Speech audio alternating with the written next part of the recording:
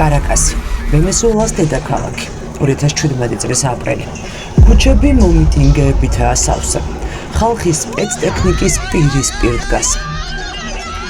ნიკოლას მადუროს რეჟიმი მოქალაქეების წინააღმდეგ ჩინურ ტექნოლოგიას პირველად იყენებს. შედეგი გამოუსწორებელია. 72 გარდაცვლილი და ასობით დასახიჩრებული მოქალაქე.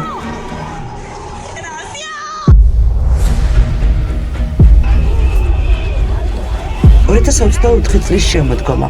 თბილისი ხალხს წყლის ჭავლის სატყორცნი მანქანებით არბევენ. სუნთქვა ჭერს. პირველივე წუთიდან ჩნდება ეჭვი, რომ ეს მხოლოდ წყალი არ არის. ის წვავს.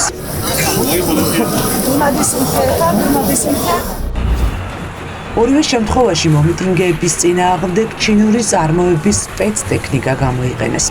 ჩვენ დავადგინოთ, რომ ხალხის დასარბევად შეძენილი ახალი მანქანები სწორედ ჩინეთში შეუკვეთეს და იქიდან ჩამოვიდა.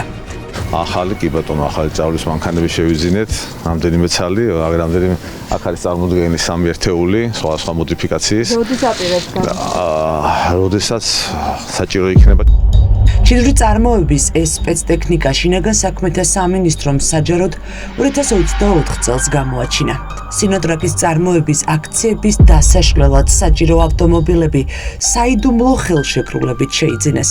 პრეზენტაციაზე, სადაც შინაგან საქმეთა მაშინდელმა მინისტრმა ვახტანგ გომელაურმა ახალი სპეცტექნიკის შეძენაზე ისაუბრა, არ უთქვამს, რომ ეს სწორედ ის ჩინური წარმოების აქციების დასაშლელად განკუთვნილი მანქანებია, რომლის საეჭვო სპეციფიკაზეც არაერთი უცხოური გამოცემა წერდა.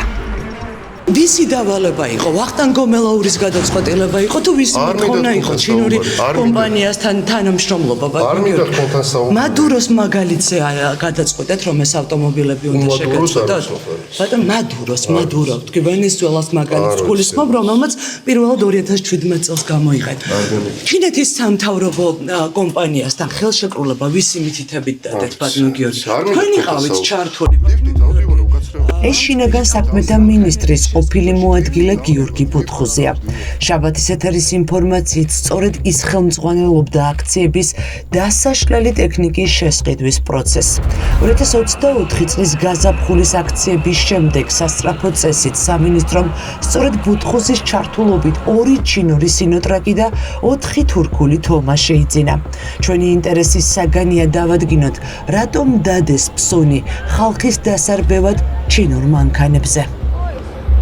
თქვენ იყავით ჩართული, ლიფტით ავდივარ, უკაცრეულ ლიფტით ავდივარ, მანქანებით შესყიდვაში თქვენ კურირებდით ამ ყველაფერს.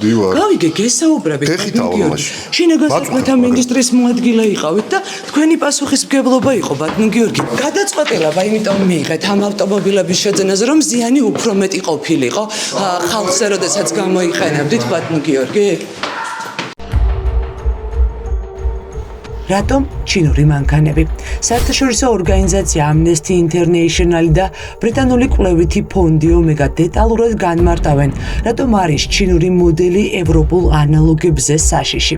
ვეშაპს 2 დამოუკიდებელი ტყუპი ქვემეხი აქვს. წყლის ჭავლის წვდომა 70 მეტრს აღწევს, თუმცა მდავარი საფრთხე მის ავზებშია. ჩინური წყლის ჭავლის მანქანას თითქმის 2-ჯერ მეტი ქიმიური ნივთიერების ტარება შეუძლია. ანუ თავიდანვე გათვალეს, რომ ხალხის წინააღმდეგ წყალში ქიმიური ნივთიერებების შერევა მოხდებოდა. ვინ იყო გადაწყვეტილების მიღები? თქვენ ხომ კარგი მინისტრის მოადგილე იყავით, ბატონ გიორგი, რატომ გაწამოხვედით სამსახურიდან? როგორც გითხრათ თქვენმა ოჯახის წევრმა, ახალ მინისტრს ვერ შეეგუეთ და რა იყო წინააღმდეგობის მიზეზი? გომელაურის გადაწყვეტილებები დაგიწუნათ გეკაგელაძე? რა გახდა თქვენი წამოსვლის მიზეზი, ბატონ გიორგი? რატომ იყო დამალული, რატომ არის დამალული, ბატონ გიორგი, ეს ხელშეკრულება? შეგიძლიათ გითხრათ? გომელაურის გადაწყვეტილება იყო თუ ხარებას მოთხოვნა? ახლა თავად მინისტრის მოადგილე იტყუება. ამ დროს გომელაურის რჩეულმა კადრმა არ იცოდა, რომ მასთან საუბრამდე მისი ოჯახის წევრმა დაგვიდესტურა, რომ სამინისტრო ახალ მინისტრთან უთანხმოების გამო დატოვა. რატო წამოვიდა ამდენ ხნიანი სამუშაო გამოცდილება ჰქონდა საჯარო უწყებაში? ვერ შეეგუა ახალ მინისტრს ვერ შეეგუა? ხო. ახალ მინისტრს რატო ვერ შეეგუა ქალბატონელი? იცით რა, ყველას თავისი მეთოდი აქვს, ხო? ეს ასე მუშაობდა, გიორგი ასე მუშაობდა.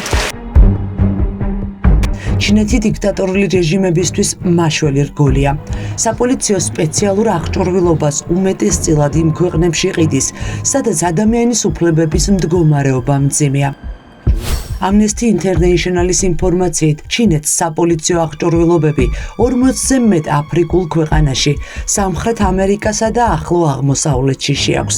ზუსტი მონაცემები ჩინეთს გასაიდუმლოებული აქვს, თუმცა მასშტაბური აქციების დარბევისას მედიამ ჩინური მაღალ ტექნოლოგიური წყლისჭავლის მანქანების გამოყენება ხალხის პროტესტის წინააღმდეგ ვენესუელის გარდა ირანსა და ალჟირში დააფიქსირა.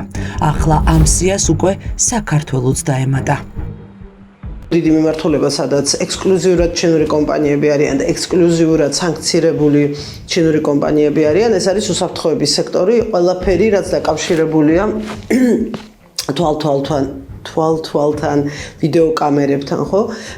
მაგალითად Hikvision-ის კამერებს ყიდულობს საქართველოს ხელისუფლება მუდმივად. შესაძლებელია ეს მანქანებიც რამე ისეთი ტიპის უნარებს ფლობენ, ისეთი ტიპის ხელოვნური ინტელექტის შესაძლებლობებია მათში ინსტალირებული გამოყენებული, რომელიც ზოგადად ცივილიზებული სამყაროსთვის არის მიუღებელი. იგივე მინარევებთან დაკავშირებით, ხომ? არის ძალიან კონკრეტული სტანდარტები, წყალში რა შეიძლება იყოს შერეული, რა არ შეიძლება იყოს შერეული. საიდუმლო გრიფით არის და ჩვენ არ ვიცით რა პარამეტრებს და რა მონაცემებს შეიცავს ეს ჩინური ტექნიკა, მაგრამ მაქვს საფუძვლიანი ეჭვი, რომ ისეთი ტიპის უნარები აქვს მას და ისეთი ტიპის შესაძლებლობები, რომელიც არ შეესაბამება ადამიანის უფლებების საერთაშორისო სტანდარტებს.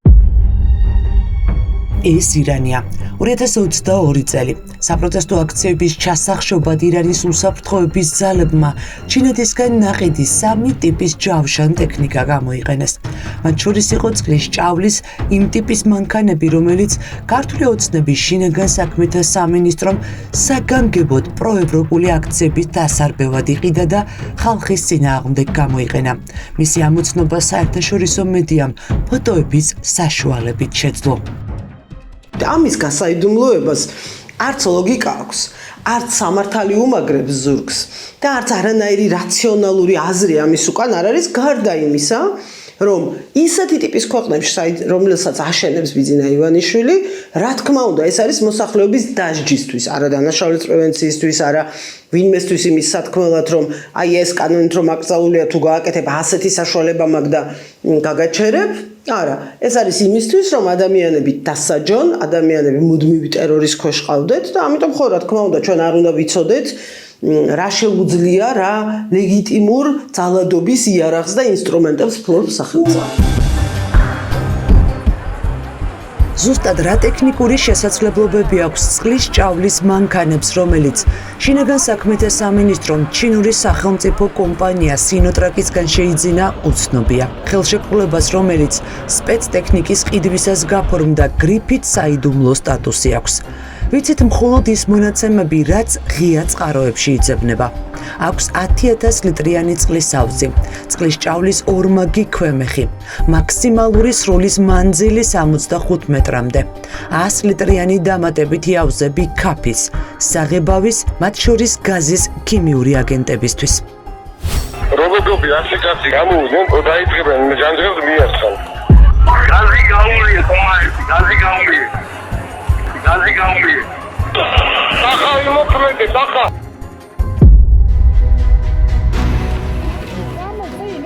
მტკიცებულებები დადასტურებულია, რომ 2024 წლის მარტში დედაქალაქის ქუჩებში გამოსულ საქართველოს მოქალაქეებს შინაგან საქმეთა სამინისტრო მხოლოდ წყლის ჭავლით არ არბევდა. განსაკუთრებულ დავალებათა დეპარტამენტი ხალხის წინააღმდეგ ქიმიურ მინარევებს იყენებდა, რათა პროტესტის მონაწილეები განსაკუთრებული სისასტიკით დაესაჯათ. იმ დროს 2024 წლის გაზაფხულზე შეიარაღებაში ჩინური მანქანები ჯერ არ ჰყავდათ. როგორც ჩანს, წყლის ჭაობთან ერთად ქიმიური ნივთიერების აუზის ქონა სპეცმანქანების შეძენის დროს მთავარი კრიტერიუმი იყო და ამიტომაც ჩინური წარმოების მანქანები, რომელიც ხალხის დასარბევად 2024 წელს გამოიყვანეს, უკვე ამ მოწყობილობით იყო აღჭურვილი.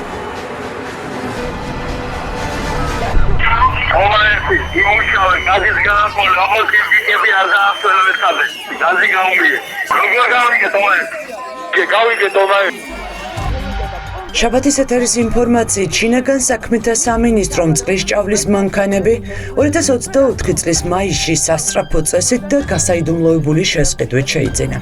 შესყიდვაზე პასუხისმგებელი ჩინაგან საქმეთა სამინისტროს ლოჯისტიკის დეპარტამენტია.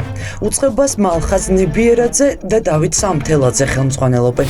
ხალხის დასარბევი მანქანების გამოყენებაზე კი პასუხისმგებლობა პირველი და მეორე მთავარი სამმართველოს ხელმძღვანელებს გიორგი ბენაშვილს და გიორგი მაზიაშვილს აკისრია. განსაკუთრებულ დავალებათა დეპარტამენტის ყოფილ შეფს ვკითხეთ, იყო თუ არა მისი პირადი მოთხოვნა გომელაურთან განახლებული მოდიფიკაციის წყლის ჭავლის მანქანების შეძენა.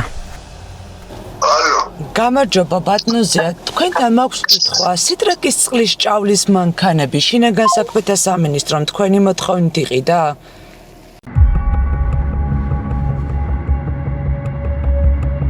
საქართველოში კომპანია სინოტრაკის მიერ წარმოებული პროდუქციის ოფიციალური წარმომადგენელი და დილერი კომპანია ავტოტექნოა. ტენდერის გამოცხადების შემთხვევაში სწორედ მას უნდა მიეღოს სახელმწიფო დაკვეთა და ჩამოეყვანა ჩინეთიდან აქციის მონაწილეების დასაშლელად განკუთვნილი ჩინური წყლის ჭავლის მანქანები. კომერციული დირექტორი ამბობს, რომ ის შუამავალი არ ყოფილა, რაც აჩენს განცდას, რომ ძალოვანმა უწყებამ საპოლიციო ტექნიკა გამარტივებული შესყიდვის წესით პირდაპირ ქარხნიდან შეიძინა. თქვენ ეხმარეთ შინაგან საქმეთა სამინისტროს წყლის ჭავლის მანქანების შემოყვანაში. გულისხმობ ნახეთ. ვიცი რა გულისხმობ, არა ჩვენ არ დავხდა. აი ამ ავტომობილებს გულისხმობ გაჩვენა. გასაგებია რა გულისხმობ. თქვენ არ შემოგიყვანიათ, მათთვის მათ თავად შემოიყვანათ? კი, იმიტომ რომ ეს აი ამ ავტომობილებს. კი ბატონო, სიტრაკი ჩვენი ბრენდი არის ზოგადად, მაგრამ ეს მანქანები მზადდება ხოლმე სპეციალური შეკვეთით, იმიტომ რომ გასაფხედროებული მანქანები არის ხოლმე და ცალკე ის დეპარტამენტი აქვს ქარხანას და ჩვენ საერთოდ ჩართულები მაქვს გარიგებაში. ეს არის გასაფხედროებული მანქანები და ამ შემთხვევაში ნებისმიერი პირი სახელმწიფო მათ შორის მათთვის უფრო მარტივი არის პირდაპირ წარმოებულთან გავიდნენ, იმიტომ რომ ამ მანქანის ისეთი სპეციფიკაციები აქვს, რომელიც ჩვენ არ ვიცით და შეიძლება მათ ამ ინფორმაციის გასაჯაროებას არ აწყობდეთ. სინოტრაკი ჩინური სამთავრობო კომპანია. რა გარიგება შედგა ჩინურ სახელმწიფო კომპანია სინოტრაქსა და საქართველოს მთავრობას შორის? თავდაცვის ყოფილი მინისტრი თინა ხიდაშელი ამბობს, რომ გასაიდუმლოებული შესყიდვა აჩენს საფუძვლიან ეჭვს, რომ ჩინურ ბეშაპებს იმ ტიპის შესაძლებლობები აქვს, რომელიც არ შეესაბამება ადამიანის უფლებების საერთაშორისო სტანდარტებს. შესყიდვისთვის გრიფის დადება კი ძალოვანი უწყებისთვის ერთგვარი თავდაცვის მექანიზმია. ვერავინ ამტკიცებს, აკრძალულია თუ არა ხალხის წინააღმდეგ გამოყენებული ესა თუ ის სპეცსაშუალება, რადგან მონაცემები დაფარულია. ერთი წუთი დაშვება გავაკეთოთ, რომ პრევენციისთვის იყენებენ, ხომ? არა დასასჯელად, არამედ რაღაც დანაშაულის აღსაკვეთად. ჩვენ უნდა ვიცოდეთ, ზუსტად უნდა ვიცოდეთ, დეტალურად უნდა ვიცოდეთ, რა შესაძლებლობებს ფლობს სახელმწიფო, რომ პრევენცია მოახდინოს, სხვისთვის ზიანის მიყენების დანაშაული აღკვეთოს. იმისათვის რომ დავფიქრდეთ, სანამ რამეს გავაკეთებთ დიქტატურებში, ფსიქოლოგიური ეფექტის არის, რომ ყველაფერი რაც პოლიციას ეხება, უნდა იყოს გრიფირებული, რომ გეშინოდეს. მიტინგებს რაც შეეხება მანიშეკრებებს, მანიფესტაციებს, ადამიანების თვალთვალს პირად სივრცეში შემოვარდნას სახელმწიფოსი, აქ რა თქმა უნდა 99% შემთხვევებში გრიფი ადევს, იმიტომ რომ სახელმწიფოები იყენებენ პრინციპში აკრძალული არას. გრიფი ედება დოკუმენტებს და საიდუმლო ხდება შესყიდვა მხოლოდ იმ შემთხვევაში, როდესაც მტრულად განწყობილ ქვეყნებს გამჟღავნებული ინფორმაცია ეროვნული ინტერესების წინააღმდეგ გამოყენების შესაძლებლობას აძლევს. წყლის ჭავლის მანქანები და სხვა საპოლიციო მიტინგების დაშლისთვის განკუთვნილი სპეცტექნიკის შესყიდვის დოკუმენტი კი ასეთ ინფორმაციას არ შეიცავს. ჩნდება კითხვა, რატომ გაასაიდუმლოა ხელშეკრულება გომელაურმა და მალად ჩინეთთან ძალოვანი უწყების კავშირი. არ უნდოდა ტექნიკური შესაძლებლობების გამჟღავნება თუ გაასაიდუმლოა ფულის ოდენობა, რომელიც ჩინურ სახელმწიფო კომპანიას ჩაურიცხა. ტენდერი საშუალებას ნაკლებად გაძლევს რაღაცაში იმაზე მეტი გადაიხადო ვიდრე ის ღირს, მაგრამ ამ კონკრეტულ შემთხვევაში მე არ მგონია რომ 60 მაინდამაინც ამ მანქანებზე ყოფილიყო რაღაც დამატებითი შემოსავლების ვიღაცისთვის შოვნა. როგორც ჩანს, იყო ალბათ პირველ რიგში ამ ტექნიკური მახასიათებლები, ასევე ის რომ როგორც უკვე ვთქვათ, რამდენი გადაიხადეს ამაში. მე არ მგონია რომ მაინდამაინც იმ ამბითაც ყოფილიყვნენ ბედნიერები, რომ ავტომატურად გახმაურებულიყო რომ ჩინელებისგან იყიდეს ეს. ანუ ეს გრიფი გაძლევს საშუალებას, რომ აი რამდენხანსაც შესაძლებელია რაღაც ამბები გააბუნდოვანო და ხელმიუწვდომელი გახადო. შეცდომა ის დაშვება, რომ უბრალოდ იაფია და იმიტომ ყიდულობენ ამას ჩინელებისგან, მაინდამაინც ეს ავტორიტარული სახელმწიფოები იაფთან ერთად მავნებლობის მაღარის ხარისხი აქვს ადამიანზე მავნეზე გავლენის. ივანიშვილის ხელისუფლება შინაარსობრივად იგივე ტიპის რეჟიმია იმ თვალსაზრისით, რომ ეს დგას რეპრესიებზე არსებითად, ადამიანების გაღარიბებაზე, მათ მართვაზე.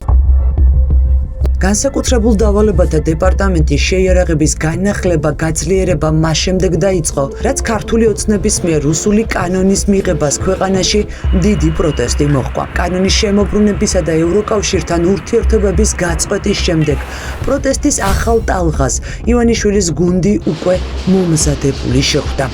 არეულობის საწინააღმდეგო წყლის ჭავლის მანქანები მილიონობით ლარი ღირს. კარაკასის ქრონიკების საგამოძიებო რეპორტაჟში წერდა, რომ მადუროს რეჟიმმა ჯერ კიდევ 10 წლის წინ ერთეულში $1,000,000 გადაიხადა.